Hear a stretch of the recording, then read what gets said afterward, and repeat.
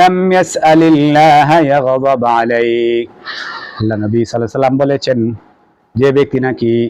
যে ব্যক্তি নাকি আল্লাহর কাছে চায় না, ওই ব্যক্তির উপর আল্লাহ পাক রাগান্বিত হয়। মানুষের উপরে মানুষ যদি চান, মানুষের কাছে মানুষ চাইলে মানুষ কি হয়? বেজার হয়। আর আল্লাহর কাছে যদি বান্দা না চায়, আল্লাহ পাক বেজার হয়।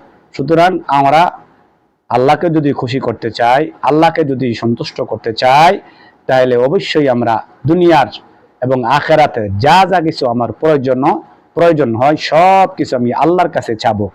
মানুষের কাছে চাইলে মানুষ বেজার হয়, আর আল্লাহর কাছে না চাইলে আল্লাহ বেজার হয়। তো সুতরাং আল্লাহর কাছে আমি সব কিছুই চাবো। আমার অর্থ, বিত্ত, টাকা পয়সা, আমল, আখলাক, ইমান যা কিছু আছে, সব জিনিস আমি আল্লাহর কাছে চাবো। আমি আল্লাহর কাছ থেকে চেয়ে নেব। যেন আমি অক্ষম, আল্লাহ হইলেন সক্ষম। আল্লাহ দিতে